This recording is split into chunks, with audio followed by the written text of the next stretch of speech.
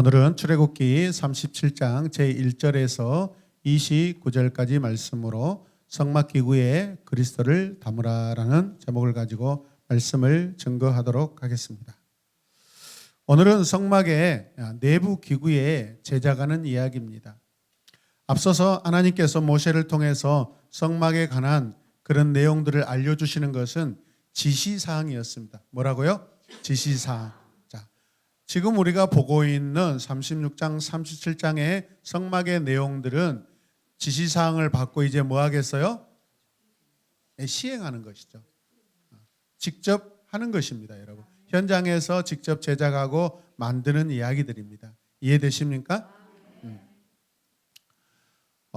제가 아는 목사님이 저기 고양시에서 목회를 하고 있는데 이분은 평소에 기타를 고치는 그러한 직업을 가지고 있습니다.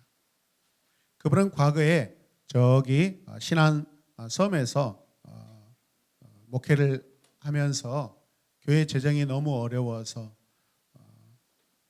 바닷가에 나가서 미역줄기를 따고 여러 가지 또 해산물을 잡아다가 교회에 필요한 건축을 하고 그런 분입니다. 그러다가 또 목포에 볼일이 있어 왔다 갔다 하면서 교회를 왔다 갔다 하다가 교통사고가 나서 오른쪽 다리가 이렇게 장애를 입게 되었습니다.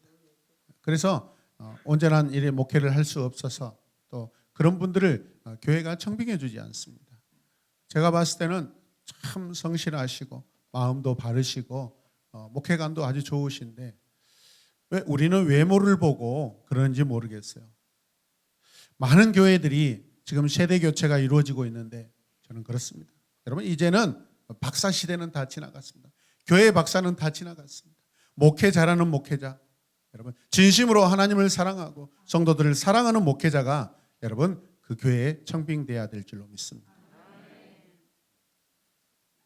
그 목사님의 삶을 보면서 날마다 기타를 고치면서 그곳에서 성도들과 예배하고 또 어떤 찬양 축제를 열고 하면서 많은 부분들을 제가 오히려 도전받습니다. 불편한 몸에도 불구하고 절대 낙심하지 않더라고요. 때로는 너무 힘들게 또 어렵게 사시는 그 모습이 가슴이 아팠습니다. 그런데 며칠 전에 이 목사님께서 어떤 글을 포스팅했는데 과거의 가족 사진을 하나 이렇게 올리셨더라고요. 흑백 사진이었습니다. 그 사진 안에는 얼굴이 똑같은 분이 앉아 계시더라고요. 시골교회 섬기시는 장로님 아버지셨습니다. 평생에 시골교회를 섬길 때 단 한 번도 집에서 그 하얀 밥과 맛있는 그러한 음식을 드시지 못하고 그런 것들이 있다 하면은 곧바로 교회를 위하여 이렇게 드렸다라고 하면서 우리 아버지는 그러시다가 일찍이 돌아가시고 또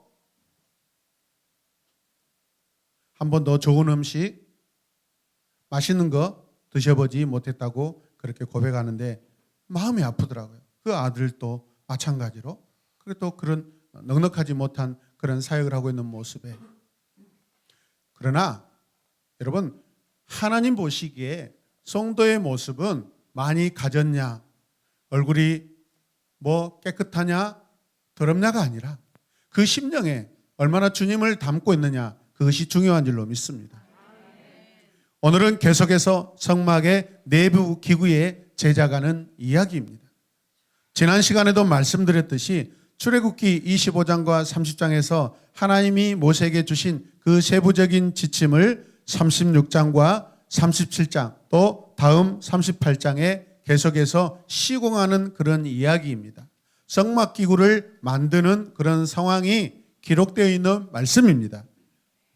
전문 기술자 부살렐은 집중적인 작업을 통해 이스라엘 자손이 자원하여 내놓은 재료들을 사용하여 설계도 지침대로 성막을 만들어가고 있습니다. 뭘 만들어가고 있어요?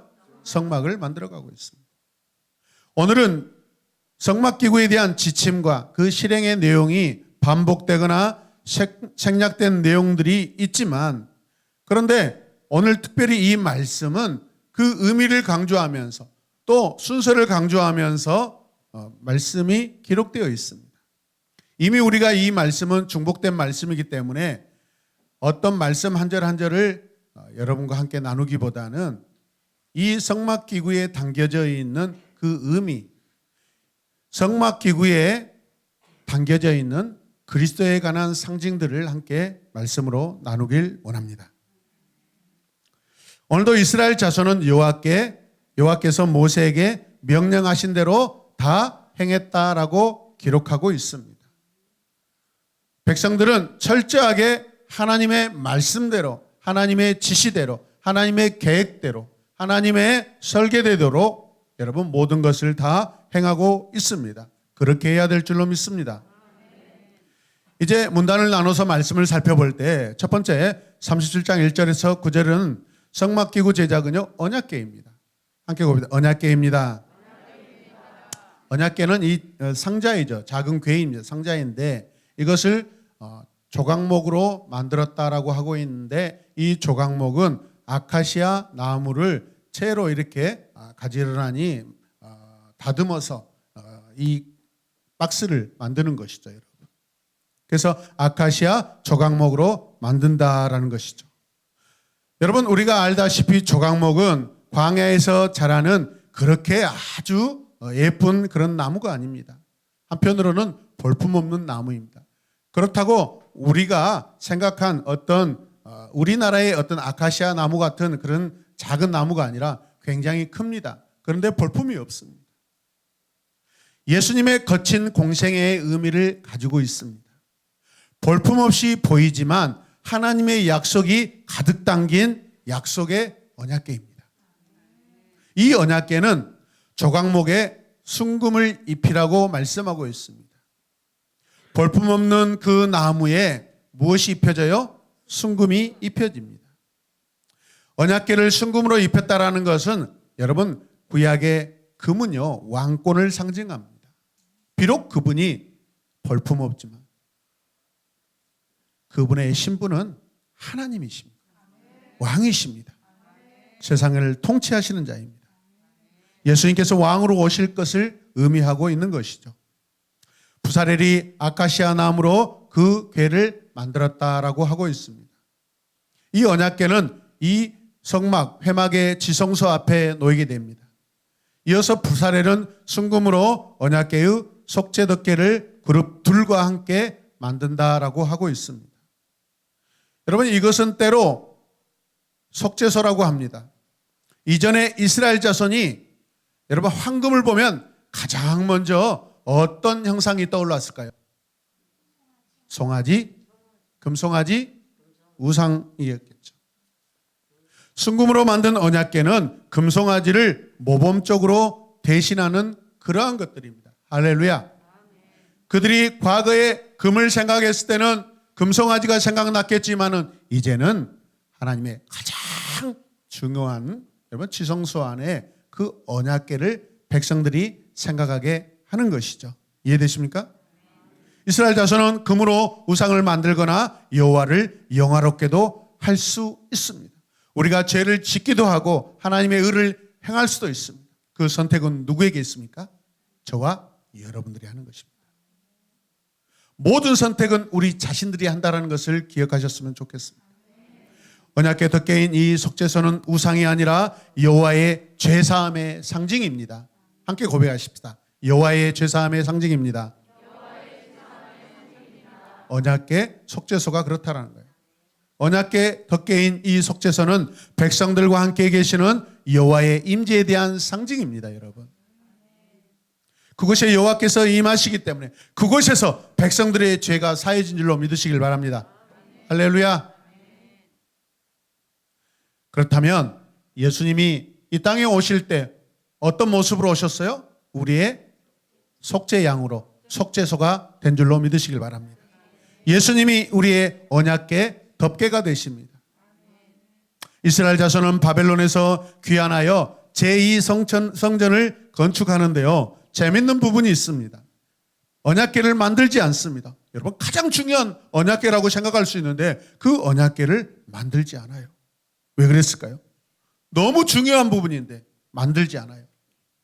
함께 고백할까요? 그런데 왜요?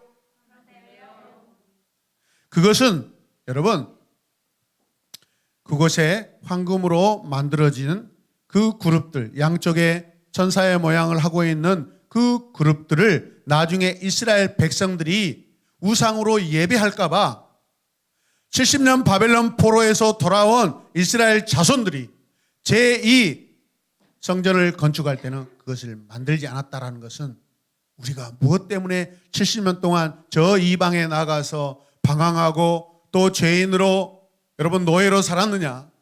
다시는 우상을 숭배하여서 하나님 앞에 또다시 70년이라는 포로 생활을 하지 않겠다라는 그런 결단입니다. 저는 이곳에 백성들의 진정성이 있다고 생각합니다. 그들은 철저하게 회개하고 있습니다.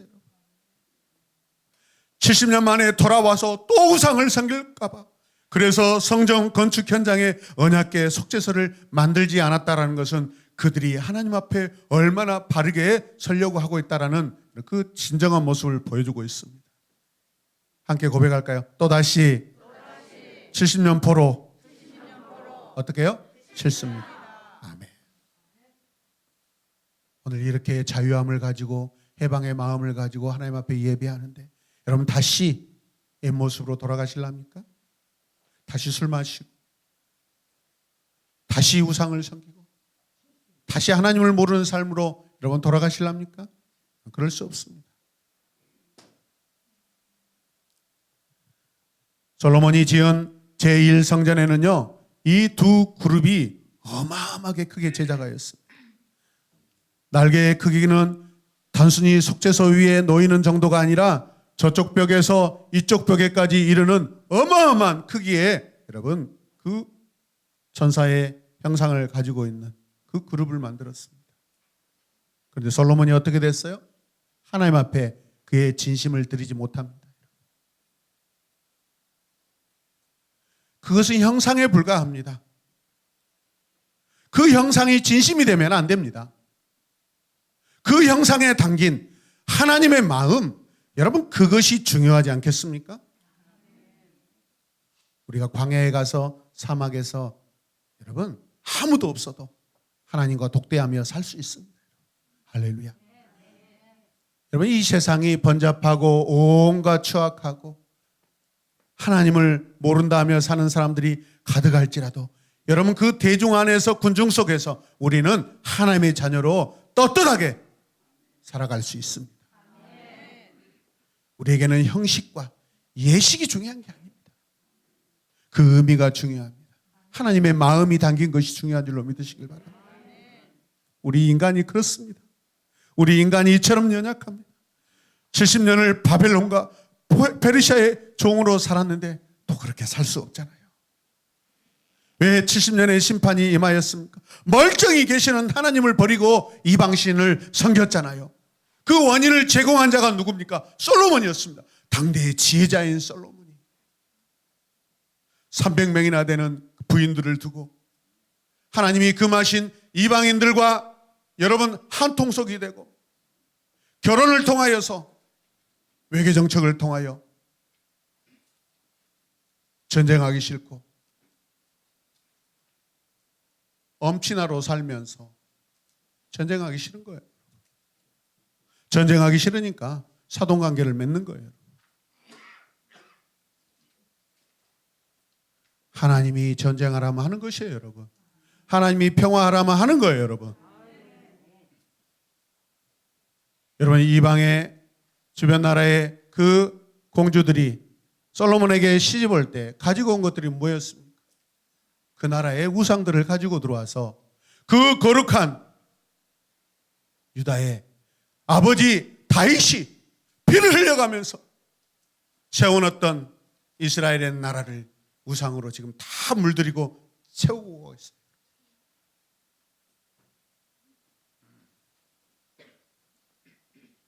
솔로몬은 두 천사 모양을 높이는 19규빗 6m나 되고요. 날개 길이는 각각 5규빗 3m에 달하도록 만들었습니다. 천사의 모양이 여기서 이 정도까지 하다는 거예요. 솔로몬 마음이야. 하나님 앞에 크게 만들어서 드리고 싶겠죠. 그런데 우리 인간이 이래요. 하나님을 위하여 했다고 하면서 시간이 지나면 우리의 마음을 지키지 않으며 그것들이 하나님이 싫어하는 우상의 모양과 대상과 목표로 바뀌어간다는 거예요.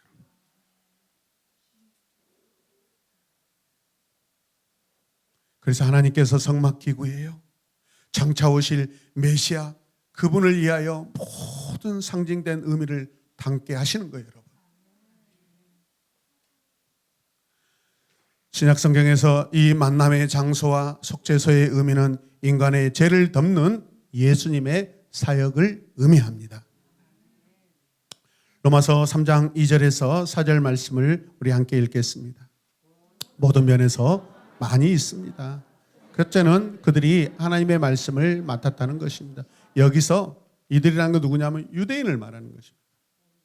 3절 그런데 그들 가운데서 얼마나 신실하지 못했다고 해서 무슨 일이라도 일어납니까? 그들이 신실하지 못했다고 해서 하나님의 신실하심이 없어지겠습니까? 그럴 수 없습니다. 사람은 다 거짓말장이지만 하나님은 참되십니다. 성경에 기록된 바 주님께서는 말씀하실 때 의로우시다 인정을 받으시고 재판을 받으실 때 주님께서 이기려는 것입니다 한 것과 같습니다. 아멘. 지금 로마서 3장은 무슨 말씀이냐면 모든 인류가 다 죄인이라는 것이에요. 모든 인류에게 죄가 보편적으로 적용되지만 그렇다고 해서 그 죄로 인하여서 하나님의 계획이 사라지지 않는다라는 거예요, 여러분. 하나님은 신실하셔서 인류의 죄를 그리스도의 사랑으로 이제 덮으시겠다라는 것을 약속하고 계세요. 두 번째는 37장 10절에서 16절에 성막기구 제작은요 진설상과 또 분향단을 제작하고 있습니다. 10절과 16절에 가면 이 기술자들은 떡을 차리는 상, 식탁을 말하는 것이죠. 이 진설하는 상과 함께 대접과 숟가락과 잔과 따르는 병을 만듭니다. 진설상이라는 것은 그리스도 예수를 의미하는데요. 거룩한 식탁이지 않겠습니까, 여러분? 여러분, 사람이 거룩한 게 아니라 주님이 거룩하십니다. 주님이 계시면 거룩합니다. 우리가 주님을 닮고 있으면 우리가 거룩한 자입니다. 여러분, 성전은 건물이 아니라 우리 안에 계시는 주님입니다. 그 주님이 우리 안에 계시기 때문에 내가 성전이 되는 줄로 믿으시길 바랍니다. 하나님께 바쳐지고 드려지는 음식을 놓는 장소는 그리스도를 상징하고 있습니다. 예수님 자체가 하나님께 드려지는 여러분 거룩한 상이잖아요. 식탁이잖아요. 예수 식탁에는 하나님이 기뻐하시는 각양각색의 맛있는 음식이 차려져 있습니다. 할렐루야. 거기에는 죄인들이 주님을 알고 변화되어서 하나님께 거룩한 음식으로 드려질 것입니다. 거룩이라는 것은 형식도 예식도 아닌 관계입니다. 함께 고백하십시다. 거룩이라는 것은 형식도 예식도 아닌 관계입니다. 우리 예배도 마찬가지입니다. 개혁주의 예배 모범이라는 것이 있어서 예배 순서가 어느 정도 정해져 있지만은 여러분 그것도 인간이 만들어낸 예식에 불과합니다. 그러나 의미는 무엇입니까? 사람이 드러나지 않고 하나님의 영광만을 올려드리는 그러한 예배가 되자 해서 만드는 것이 예식입니다. 그러나 그 예식을 여러분 너무 숭상하게 되면 예식 자체도 여러분 우상 숭배와 같습니다. 가장 중요한 예배, 가장 기뻐하시는 주님의 예배가 무엇입니까? 어떤 순서가 없어도 하나님을 예배하고 하나님을 찬양하고 하나님을 경배하는 그런 모습이 있다면 그런 시간이라면 그게 거룩한 예배가 될 줄로 믿습니다. 할렐루야. 나의 삶도 하나님께 드려지고 바쳐지는 맛있는 믿음의 음식, 삶의 음식이 풍성하게 차려진 여러분 식탁이 되기를 원합니다. 또한 놓쳐서는 안 될 것이 있습니다. 그 식탁에는 무엇이 놓여 있습니까? 무엇이 올려져 있을까요? 여러분? 요한복음 6장 50절부터 함께 읽겠습니다. 그러나 하늘에서 내려오는 빵은 이러하니 누구든지 그것을 먹으면 죽지 않는다. 나는 하늘에서 내려온 살아있는 빵이다. 이 빵을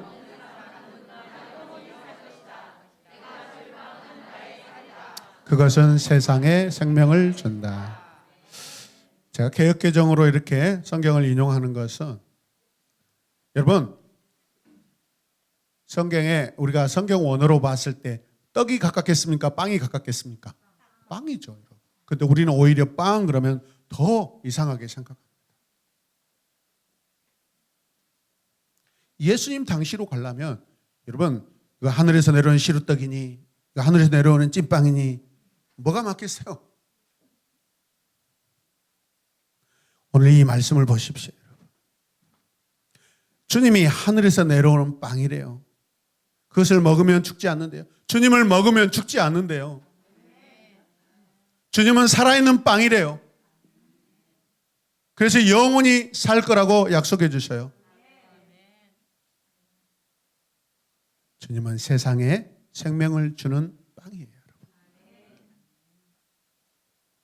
예수님께서 자신을 뭐라고 하셔요? 50절에 하늘에서 내려온 빵, 살아있는 빵, 영원히 살게 하는 빵, 세상에 생명을 주는 빵, 빵빵빵. 그 빵을 드시길 바랍니다. 진설병이라는 것은 그 식탁에 차려진 빵, 떡을 의미합니다. 차림떡, 차림빵이에요. 성막에서 하나님께 바쳐지고 드려지는 유일한 음식입니다. 예수 떡이요, 예수 빵이요, 예수 만나입니다. 같이 읽어 시작. 그 빵을 드시길 바랍니다. 예수 빵. 우리 자신이 예수 떡이 되고 우리 자신이 예수 빵이 되고 우리 자신이 예수를 만나길 원합니다.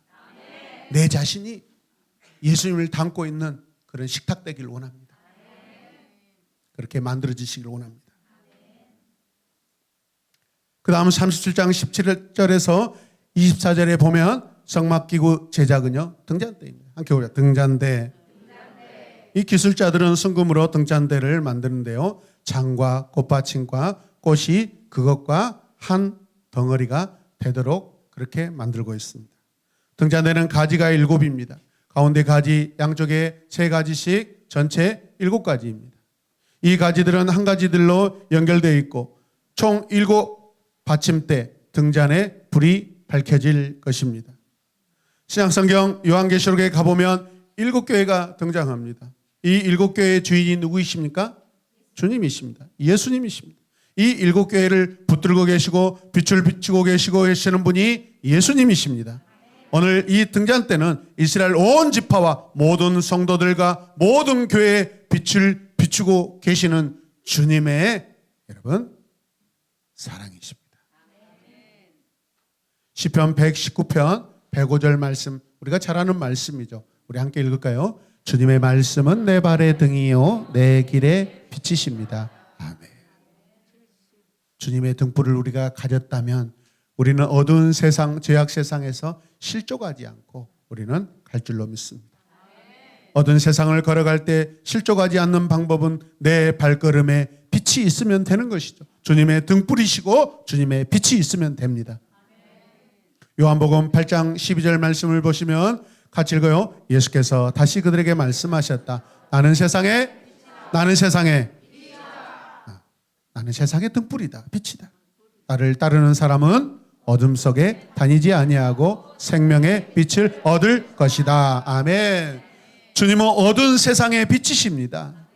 주님은 생명의 빛이십니다. 주님께로 우리는 생명의 빛을 얻을 수 있습니다. 오직 주님께만 생명의 빛이 있는 줄로 믿으시길 바랍니다. 저렇게 오늘 본문 말씀으로 다시 갑시다. 23절 말씀은 함께 읽을까요? 등잔 7개와 등잔불 10개와 불똥 그릇을 순금으로 만들었는데 등잔 7과 그 불 10개와 불똥 그릇을 무엇으로 만들어요? 순금으로 만들었어요.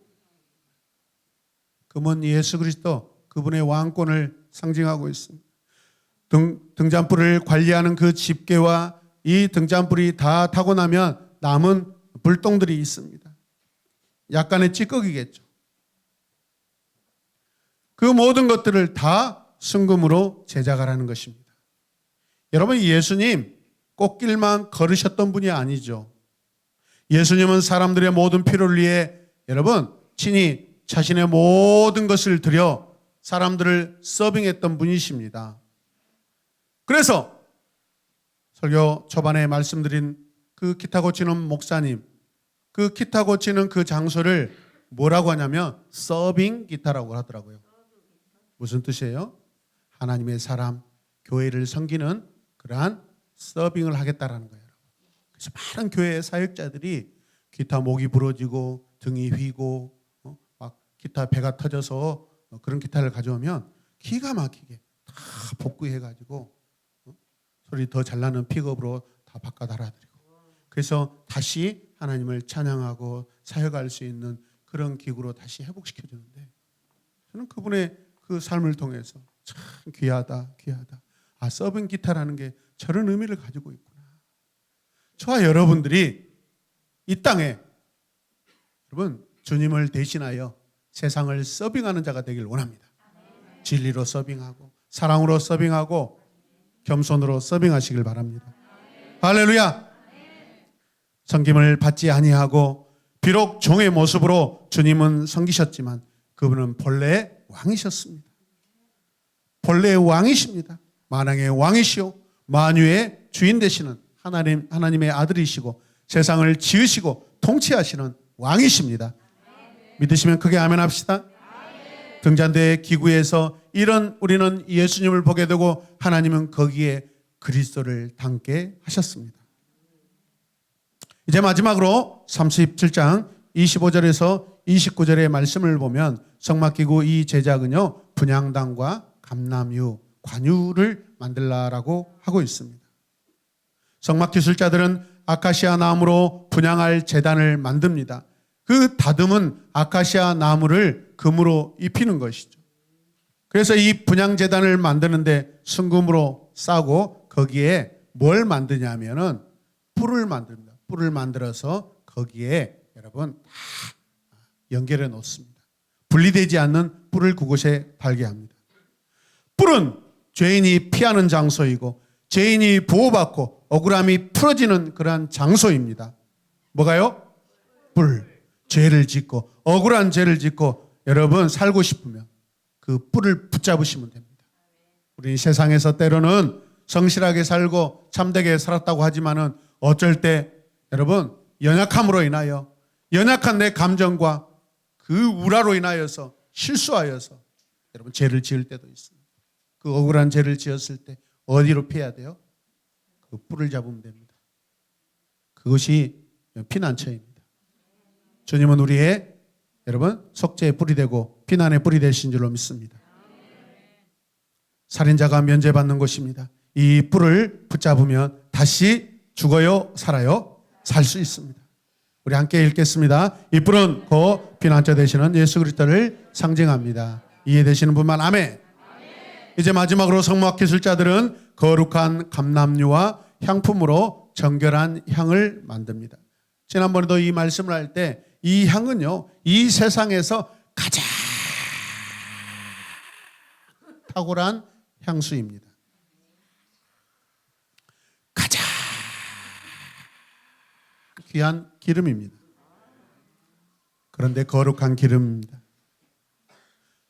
최고의 올리브 기름입니다.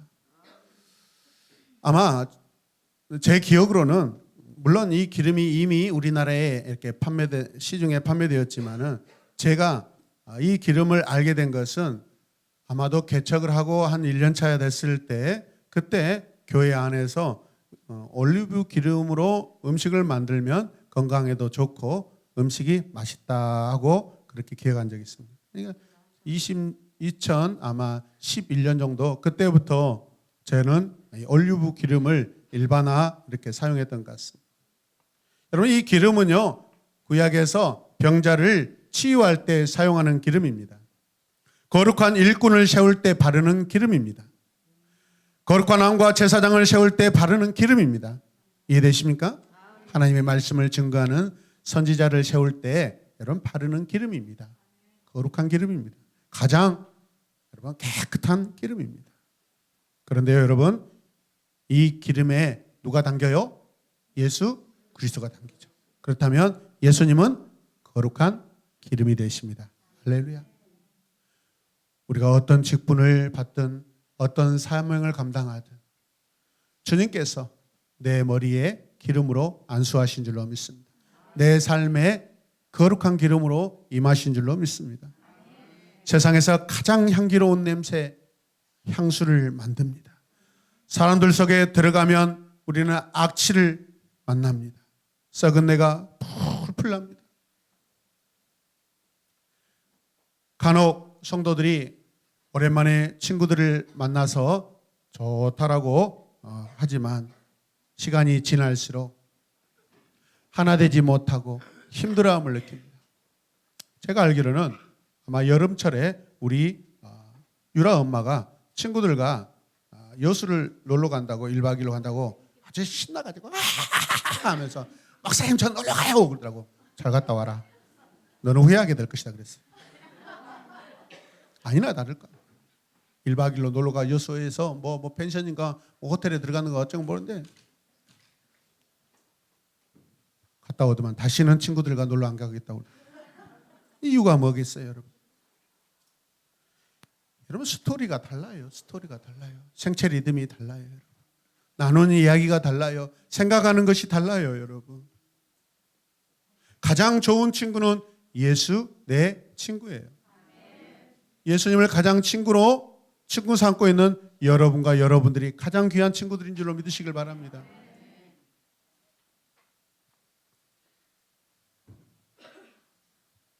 아마 오늘도 우리가 모든 예배가 마치고 첨단 체육공원에서 체육활동을 할 때 아마도 그곳에 성도들이 아니면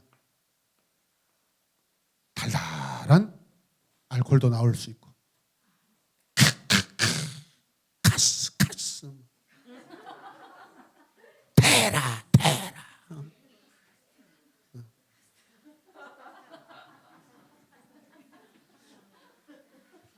우와 광주댐이 테라로 다 바뀌었어요.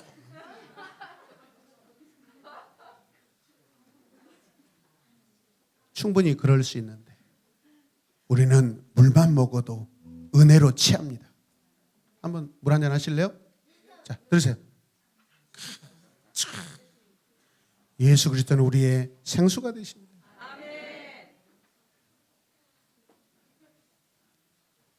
인간에게서는요 썩은 내가 풀풀 납니다. 토할 것 같은 냄새가 훅 들어옵니다. 인간에게서 나는 악한 냄새이죠. 그런데 예수님은 다릅니다. 예수님에게서는 오직 강한 향기가 납니다. 질리지가 않습니다. 평생을 맡아도 질리지가 않습니다.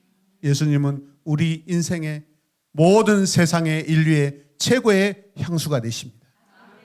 기분 상한 자가 기분이 돌아오게 하십시오. 분이 가득한 자가 용서하는 사랑의 향수가 됩니다. 예수님은 가장 강한 은혜의 향수가 되십니다. 그러므로 예수님은 베스트 오브 퍼퓸입니다. 베스트 오브 베스트 퍼퓸. 퍼퓸이 뭐예요? 향수죠. 영어로 한번 해볼까요? 아니 그런 푸어 영어 하지 마시고 문장으로 Jesus is very very perfect perfume. 방송실 안 띄워줘요? 함께 고백. Jesus is very very perfect perfume. 아멘. 좀 이런 거 외워놨다고 좀 써먹어봐요.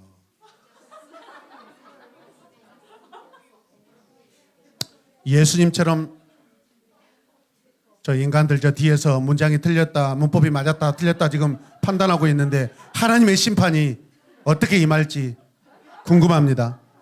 사랑으로 임하실 줄로 믿습니다. 주님, 과거에 제가 설교 듣다 목사님이 영어 문장 하는데 막 문장도 안 받고 다 틀려 얼마나 웃었는지 몰라요. 회개합니다. 주님 용서해 주세요 하고 그런 날이 속해 오기를 주님의 이름으로 축복합니다. 예수님처럼 살아가고 싶습니다, 여러분. 예수님처럼 하나님의 집에 살고 싶습니다. 예수님처럼 하나님의 임재 가운데 살기 원합니다. 예수님께서 원하시는 하나님의 집은요, 크게 만들어진 그런 성전이 아니에요. 저 갈릴리, 저 가나에, 저 사마리아에 죄악으로 지치고 눈물을 흘리고 피땀 흘리고 있는 그 죽어가는 그 영혼들 거기에 하나님 나라가 임할 때 하나님께서 거룩하게 임하시는 그러한 한 집이 될 거라고 주님은 하나님의 계획을 아시고 그렇게 하나님의 집을 세우십니다. 예수님처럼 하나님의 임재 가운데 살기 원합니다. 내 삶이 예수님을 닮고 살기 원합니다. 내 삶이 하나님의 임재로 가득하길 소망합니다. 하나님 아버지 감사합니다. 성막기구에 그리스도를 닮게 하신 우리 아버지 하나님, 이 탁월하신 그 은혜의 계획 오늘도 우리가 깨달아 내 삶에 주님을 닮기 원합니다. 내 삶이 내 인생이 거룩한 성막 되게 하여 주시고 주님이 가득가득 담겨져 있는 내 육체, 내 오장육부, 내 모든 삶, 내 영혼이 되게 하여 주시옵소서. 이 죄인에게 주님이 오셔서 나에게 당겨지시려고 나의 모든 죄를 위하여 십자가에 못 박히시고 모든 물과 피를 흘리시며 죽으신 줄로 믿습니다. 우리가 주님이 당하신 그 희생을 기억하며 남은 인생 또 한 주간 다음 주에 이곳에 초청될 영혼들을 진심으로 사랑하고 초청하는 귀한 시간 되게 하여 주시옵소서. 예수님의 이름으로 기도드립니다. 아멘.